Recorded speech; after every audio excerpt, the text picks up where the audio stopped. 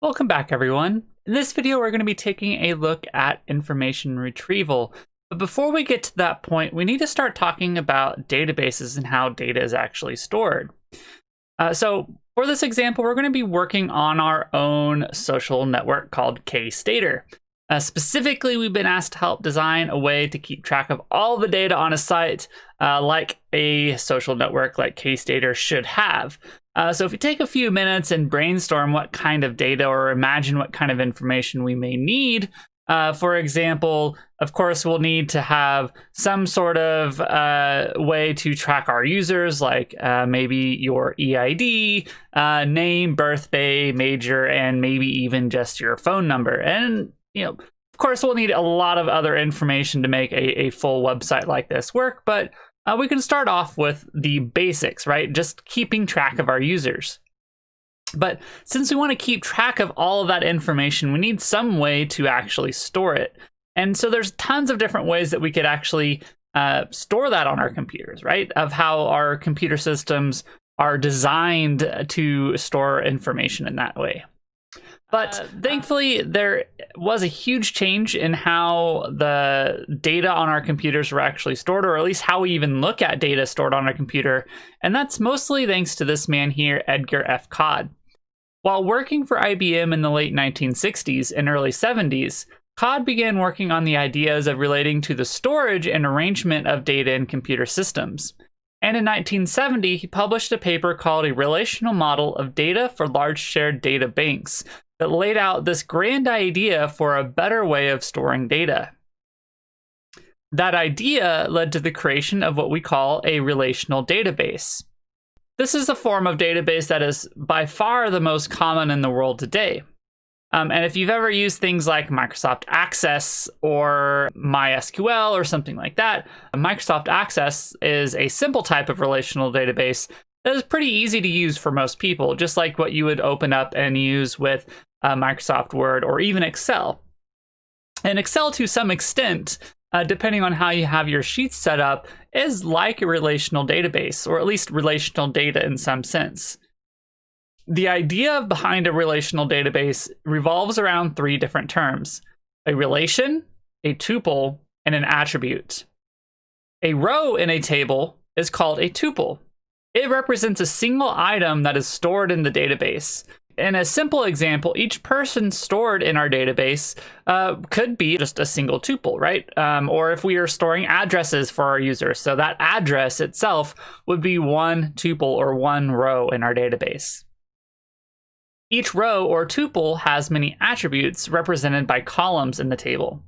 An attribute could be something like a name, address, or like a street, zip code, phone number, one single piece of information that is associated with that one particular row or record. The table itself is called a relation because it relates different attributes together uniquely in order to describe objects as tuples. So our relation as a whole, right, a relational database. So each attribute strung together in a single tuple is like information, related information, right? So if we have a user, our user may have a name, a username, an email, and all sorts of different types of information. Each of those attributes are related to each other, or in an ideal situation of how we design our database. But relating those different attributes together is really kind of what we are, what we benefit or what we get out of something like a relational database, because it makes our data much easier to store because we store like information with like information, right? So all of those records that have similar information, like all of the user information, it makes it a lot easier to store and search. Especially in a modern age where we have such large amounts of information, having this highly structured data makes it significantly easier to work with and use as you utilize apps like Facebook and Twitter. But let's do some hands-on work with a relational database. So since we're creating a social networking site, probably one of the first relations we'll need to create is for the users, right? Because a social network is pretty much useless without some people to actually use it. So here's one potential way that we could set that up.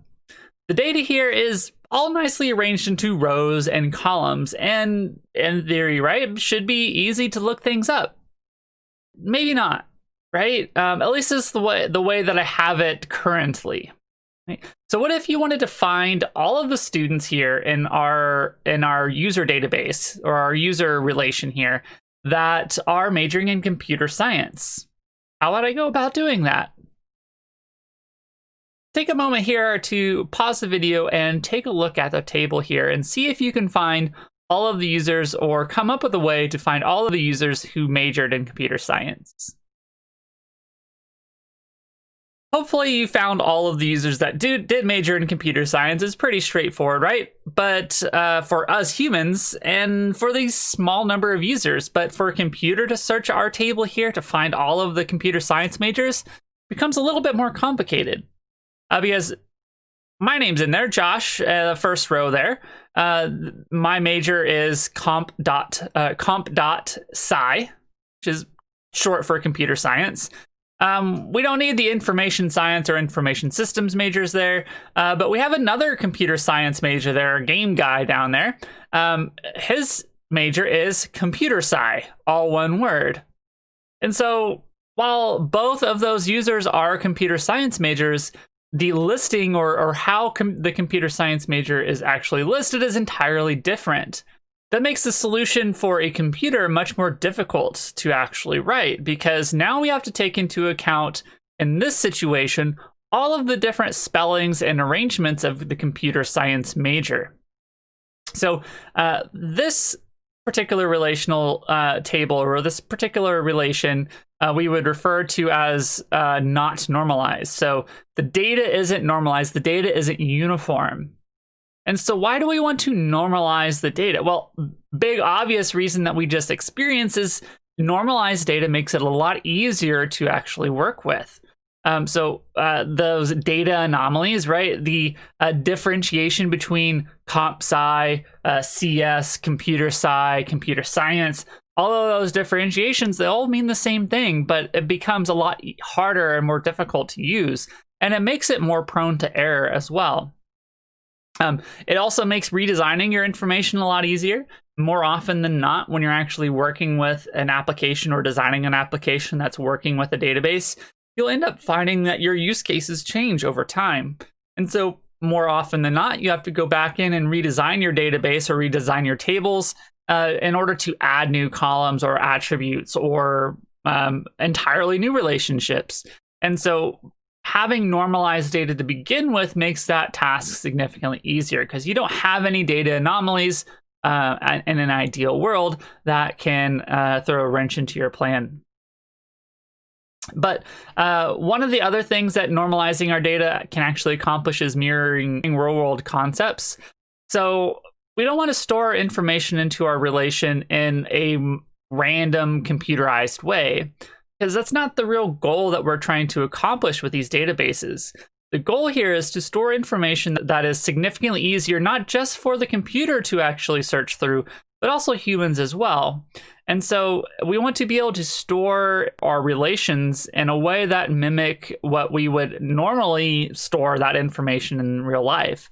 For example, addresses and things like that. We don't need to come up with these crazy elaborate ways to actually store an address, but we want to make sure that it's stored in a way that makes sense.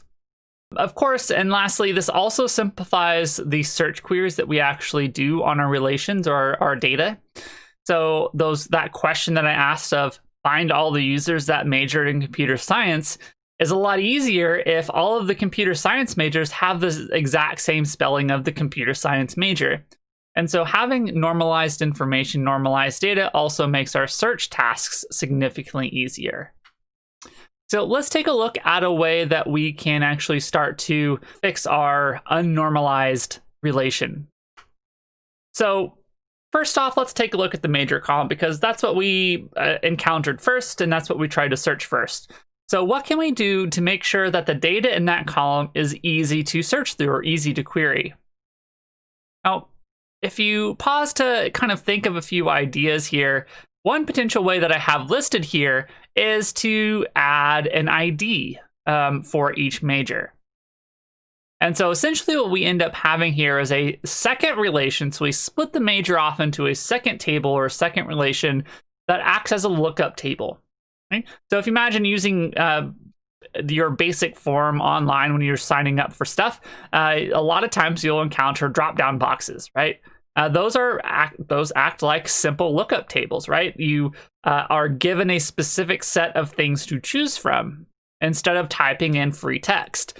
Free text, when we're talking about storing things inside of a table, if we want that free text to be uniform, we can't rely on our users to enter that for us. We have to suggest and complete that and give them the options to actually select from. But since we have a separate table here, we need something that's called a primary key that identifies each record uniquely so we can include it in the other table. And it also makes it easier to search. So each relation in your relational database should have a primary key. That primary key uniquely identifies each record. So each record in a table or in a relation should be able to be uniquely identified by any number of attributes. So a primary key does not have to be one single attribute, but it can be multiple attributes combined together that are unique. Without that uniqueness, there's no possible way for us to uniquely retrieve any single record from our database. So that particular part is extremely important as far as a relational database goes. What we have here in our new table is our major ID, and you can actually use that to look up the actual abbreviation or the actual major itself. So major ID in this table, this is our major table now, this column is going to be the primary key. And over here, we can just assume that our user ID is our primary key because everyone at K-State has a unique EID. So we can safely assume that that is our primary key that uniquely identifies each user. But instead of having the major column here in our user table, we now have major ID. And so when a user actually selects their major, you can imagine they would be selecting this through a drop-down box. But that is replaced not with the actual major, but the ID of that major. So if we wanted to see what major John was, we take the major ID 3, look that up in our major table, and that tells us that John is an information systems major, and that information systems major has an abbreviation of IS. But this makes it significantly easier for us to look up all of the computer science majors, because all we need to do is look up, find computer science in our major table, what is that ID, and then search that ID in our user table. And so that process is made significantly easier now. But let's also talk about the birthday column. Right? If we can think of different ideas to how to represent that, because if you look over here in our birthday column, we have a whole bunch of different variety of ways that we have for our birthday. So June 13th, June 1, February 2nd, December 26, DEC 26, DEC with a period, 18th. So we have abbreviations for the months, days, with the TH or END. So there's lots of different variations here. And we don't even have just the pure numbers yet, which you'd assume that people would add as well. So there is no uniform way of representing the birthday now. But what we could do, right, is add that to our interface, right? We don't have to necessarily purely rely on our database, although we could enforce a specific format for our column on the database side, but we can also enforce that when the data is actually entered. So we can have like a little calendar picker or something like that, or an algorithm that actually checks the text before it's actually saved. So just something to watch out for when you're working with information. It is a very good practice to keep our data normalized, to keep everything not just unique, but evenly distributed or even format, same format for everything. Because if a human is going through here and reading this, of course, we can all see what the birthday is and understand what each of these mean. But when we're querying our database, or if our algorithm or computer is looking at these records, it becomes significantly more difficult to actually understand. But let's look at another example. what happens if we try to add a phone number to our user table? Now, I've stripped off some of the other columns here just to make this example a little bit easier to see and fit all into one slide. But let's try to add our phone number. So, but how many phone numbers does a typical person have these days? Well, landlines really aren't that common anymore, but people still have them. I have one in my office, but I also have, my cell phone. I have a digital telephone number as well, and a couple others, right? So someone might have multiple wireless or cell phone numbers without even considering a landline. And so adding multiple phone numbers for a particular user can become a little bit difficult to actually do. And so if we try to just simply add, let's say, phone number 1, phone number 2, things get complicated really quickly, because if someone has more than one phone number, we have to add another column for their second one and another one for their third, and so on. And so that doesn't really become a very good practice, because in reality, we don't want to have to add another column to our database or to our table every time we need to add an extra phone number for a particular user. So like what we did before, let's try to put that into another table, its own table.